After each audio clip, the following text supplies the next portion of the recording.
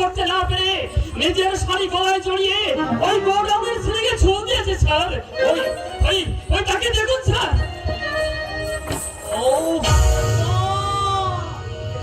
এই দৃশ্য যে আমি দেখতে পাচ্ছি না। তার পায়ের নিচে চিঠি পড়েছিল। চিঠি দেখো তো গৌতম, দেবকী শেষ চিঠিতে কি লিখে গেছে? ছড়ে গেল বসন্তের ফুল।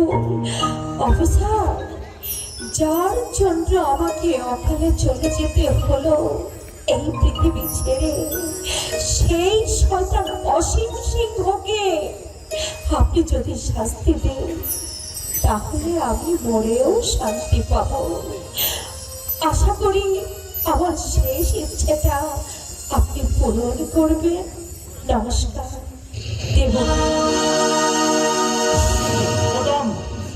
এই চিঠিটা সযত্নে খালি রেখে দাও, পরে দরকার হবে। ঠিক আছে। রংপুর রসেন গেমে এত সহজে সে দেবো না গৌতম। যতই সে সক্রিয় রাজনীতি কর্মী হোক না কেন, তাকে শাস্তি পেতেই হবে।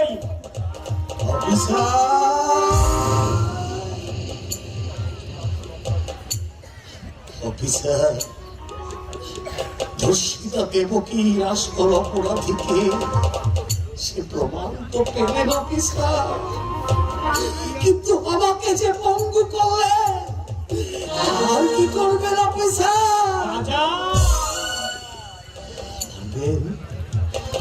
পারবেন অফিসার?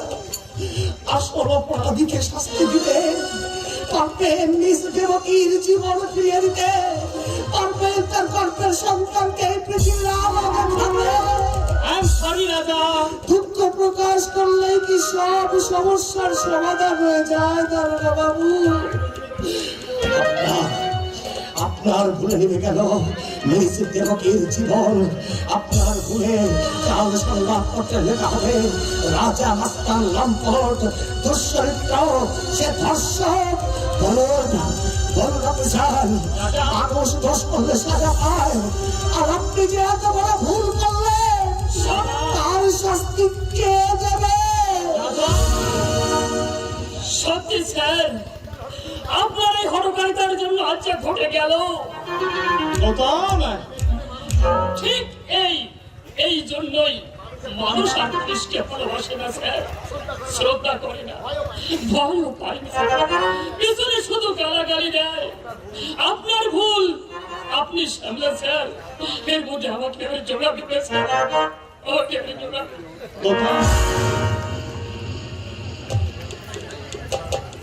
রাজা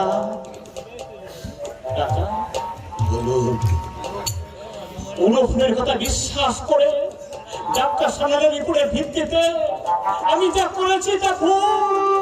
আজ আমার স্বীকার করতে লজ্জা নেই। তোমার জীবন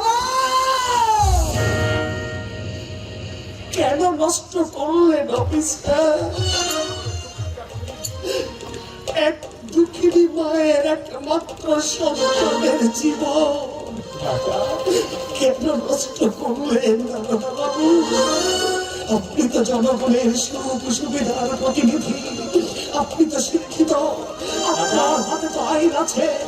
সেই আইনকে সামনে রেখে কেন পিছন থেকে ঘুষ নিয়ে ধরছে? কেন কেন কাজের নামে অকাজ কুকাজ করছে? উত্তর দিন। রাজারা দোষ করলে সাজা পায়, আর আপনারা দোষ করলে সাজা পান না কেন? কেন কেন আপনাদের ব্যারাকে মহিলা কয়েকদিন ধর্ষিত হয়? কেন কেন আপনারা কাজের নামে অকাজ করছেন? কেন জনগণের সুখে স্বাচ্ছন্দ্য পেয়ে নিয়ে অমানুষদের নিয়ে আপনার পথ চলছেন? কেন কেন দেশ নেতাদের কথায় আপনারা উঠছেন আর বসছেন? জবাব দিন।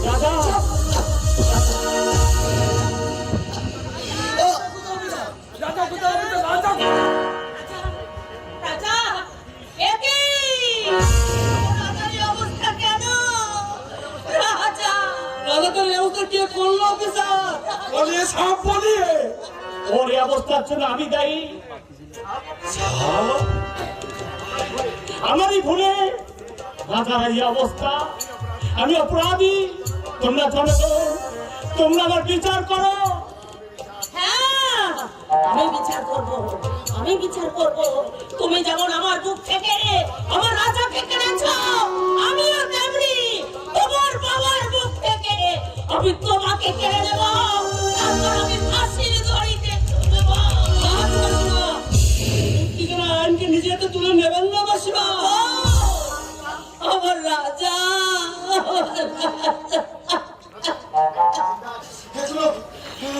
এখনো চিন্তা আছে। ও জান বাঁচাতে হবে, ও জান বাঁচাবে। রহিম, রতন, রতন, রতন, গাড়ি চালাও, হাসপাতালে নিয়ে যেতে হবে।